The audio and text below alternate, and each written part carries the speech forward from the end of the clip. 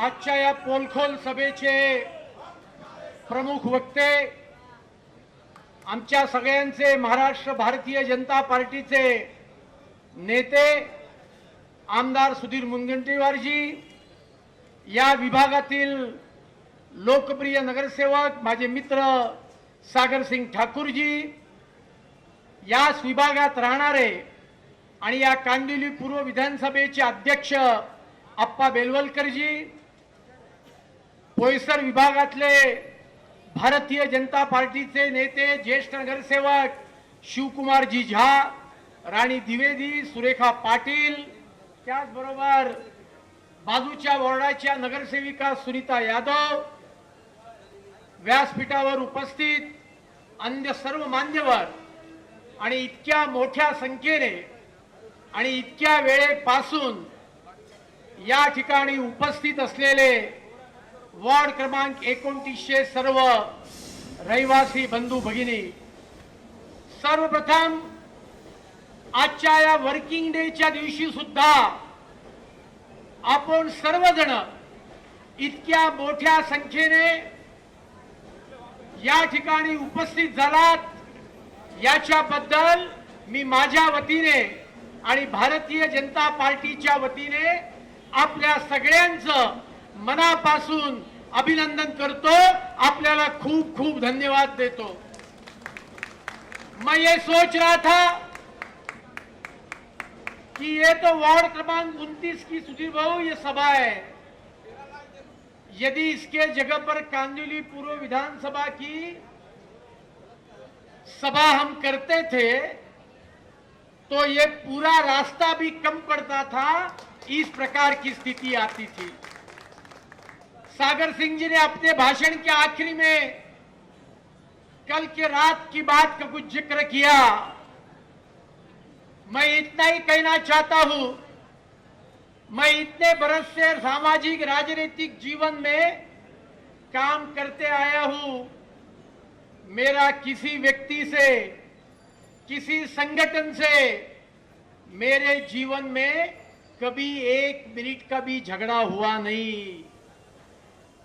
लेकिन ये लोकतंत्र है, ये लोकतंत्र में जाहिर सभा लेना ये हमारा मूलभूत अधिकार है, और इसके लिए मैं इतना ही कहूंगा, हम किसी को छेड़ेंगे नहीं, लेकिन हमको कोई छेड़ने का प्रयास करेगा तो उसको हम छोड़ेंगे भी नहीं, ये भी मैं बताना चाहता हूं। ये अतुल भटखड़कर है, मैं रोज खुलकर ट्विटर के माध्यम से, टीवी के माध्यम से राज्य के मुख्यमंत्री जी की भी आलोचना करता हूं, लेकिन सुधीर भाऊ आप मेरे को एक उदाहरण बताओ कि मैंने कभी बिलो दी बेल्ट, मैंने कमर के नीचे कभी वार किया है तो मैं राजनीति से संन्यास भी लेने के लिए तैयार हूं।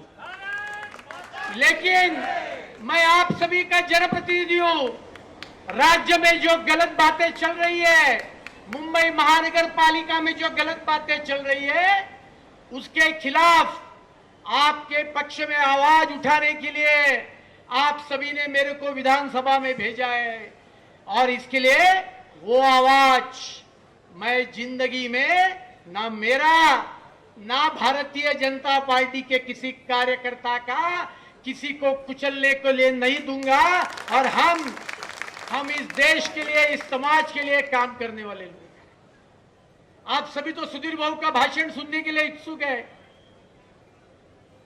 सागर सिंह जी ने कुछ कहा कि क्या 60 करोड़, आप बोलते समय भी 35 प्रॉपर्टी की 41 प्रॉपर्टी हो गई, और 41 प्रॉपर्टी की वैल्यू है आरआर के अनुसार, मार्केट रेट नहीं, आरआर के अनुसार 325 करोड़। कल से हम ये भी अभियान लगाने वाले हैं, ये 325 करोड़ रुपए की प्रॉपर्टी, बांद्रा में फ्लैट, माझगांव में घर के सभी लोगों को खाली कर दिया, वो इंपीरियल होटल लिया। ये कहां से पैसा आया? ये पैसा जो हजारों करोड़ के टेंडर, आप पास करते थे, उसमें जो आपने घपलेगिरी की, ये पैसे से ये प्रॉपर्टी आई है और ये प्रॉपर्टी किसी की है, तो मेरी ये मुंबई की आम जनता जो पसीने का मेहनत का पैसा कमाती है, टैक्स भरती है, और कल से युवा मोर्चा के माध्यम से ये भी आंदोलन हम करेंगे, ये 41 प्रॉपर्टीज के ऊपर हम जाएंगे और वो प्रॉपर्टीज के ऊपर बोर्ड लगाएंगे की ही मालमत्ता मुंबईकर जनतेच्या मालकीची आहे, ही आम्ही मुंबईकर जनतेला परत मिळवून देणार. काय कारभार आहे? सुधीर भाऊ, इथून हाकेच्या अंतरावर 5 मिनिटाच्या अंतरावर आकुर्ली प्रसूतीगृह केंद्र होतं, डिलॅपिटेड झालं, 3 वर्षापूर्वी तोडलं. मी 3 वर्ष महापालिकेचे उंबरटे झिजवतोय, त्या ठिकाणी काम चालू करणं सोडा. 3 वर्षानंतर आज त्या आकुर्ली प्रसूतीगृहाचं टेंडर सुद्धा काढण्याचं काम यांनी काढलेलं नाहीये. टेंडर का नहीं? बोले कोई अच्छा आदमी मिलता ही नहीं, कोई माले माला आदमी मिलना चाहिए.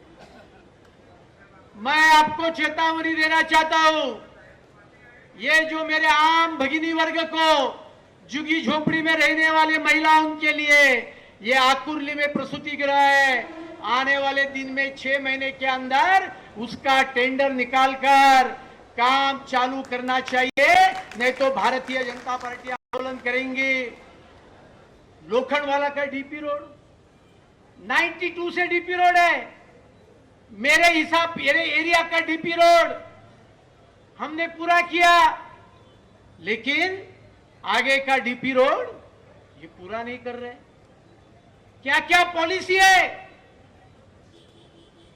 आपल्याकडे? म्हण आहे असं खायचं नाही, असं खायचं. ये अप्पापाड़ा में 500 सदरी का देवेंद्र फडणवीस जब मुख्यमंत्री थे तब मैंने इस विभाग के लोगों के लिए ये रिजर्व करके रखा, लेकिन पालक मंत्री ने कहा कि यहां के लोग चेंबूर जाएंगे और चेंबूर के लोग अप्पापाड़ा में आएंगे. आपने जिक्र किया, मैंने परसों भी सभा की थी, कॉरपोरेशन में मीटिंग की थी, आज मैं यहां जाहिर करता हूं.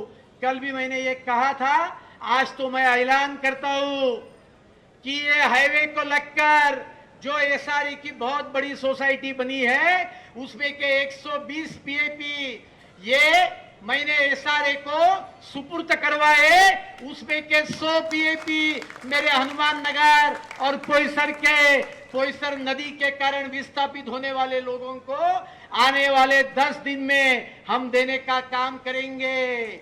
यदि आप किसी को भी चेंबूर और आगे भेजेंगे तो मैं आपको बोलता हूं, अरे बुलडोजर क्या, बुलडोजर का बाप भी पोईसर और हनुमान नगर में आ नहीं सकेगा. यह भी मैं आपको दावे के साथ कहना चाहता हूं. और इसके लिए पत्राचार है. अभी ये स्काईवॉक इधर मीटिंग क्यों लिया, ऐसा मेरे को पूछा. यह है एस्केलेटर बंद है, कितने बरस से? 2 बरस. क्या बोला? मैंने 10 मीटिंग करवाई, यही जगह पर धरना आंदोलन किया, और बाद में बोला कि उसका फंडामेंटल डिफेक्ट है, मैन्युफैक्चरिंग डिफेक्ट है, कि जो उतरता है वो जमीन के नीचे है. तो मैंने बोला पार्ट चेंज करो, उसमें क्या बड़ी बात है, पूरा जीना चेंज करो. तो बोले साहब, अगले मीटिंग में मेरे को बोला वो जो कंपनी से कॉन्ट्रैक्ट दिया था ना, वो कंपनी ही गायब हो गई. तो मैंने बोला अरे बाबा, तो इसका टेंडर निकालो. तो बोले एक टेंडर निकाल के क्या फायदा है, हम निकालेंगे तो 50-60 पूरे एस्केलेटर का टेंडर निकालेंगे. और 2 बरस से ये एस्केलेटर बंद है. सीनियर सिटीजन, प्रेग्नेंट महिला, इन सभी को ये एस्केलेटर का उपयोग न होते हुए अनफॉर्चुनेटली इनको ये यहां से दायरे के दादर के ऊपर से उनको आगे जाना पड़ता है। ये महापालिका की स्थिति है। पानी का प्रश्न है, हनुमान नगर पानी का प्रॉब्लम, पोयसर पानी का प्रॉब्लम, अच्छी अच्छी बिल्डिंग पानी का प्रॉब्लम। मैंने उनको पूछा, अरे लास्ट समय तो बारिश बहुत अच्छी हो गई, सभी डैम पूरे भर गए, तो यहां मेरे घर में पानी क्यों नहीं आ रहा है? तो उन्होंने कहा, साहब हीच तर महापालिका आहे. म्हटलं म्हणजे काय? ते म्हणाले, अहो महापालिकेचं बजेट कितीचं? म्हटलं 35,000 कोटीचं. देशातल्या 14 राज्यांपेक्षा जास्ती. महाराष्ट्रातली नव्हे, देशातली नव्हे, आशियातली सर्वात श्रीमंत महापालिका.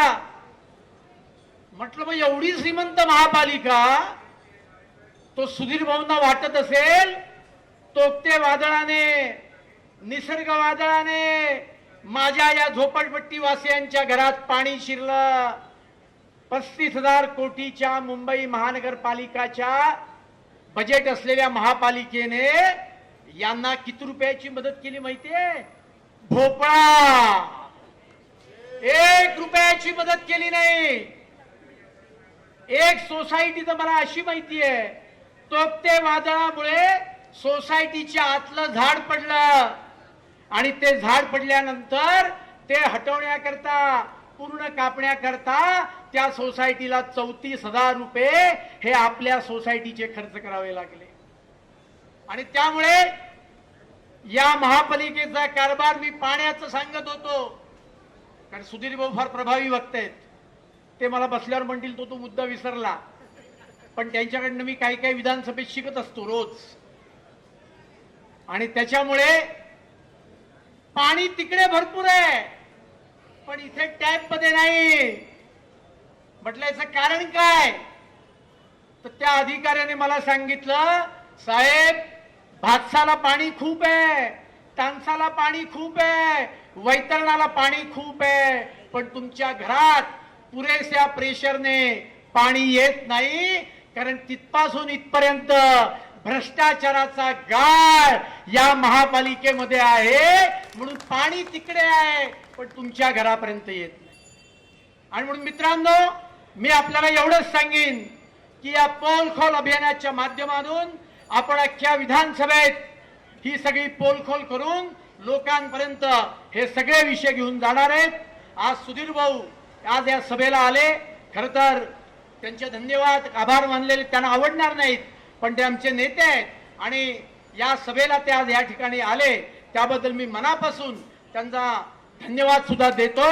आणि सुधीर भाऊंना विनंती करतो की आपल्या जोरदार भाषणांनी त्यांनी आमच्या या वॉर्डातल्या सर्व नागरिकांना मोहित करावं, त्यांना त्या ठिकाणी वक्तव्य करावं.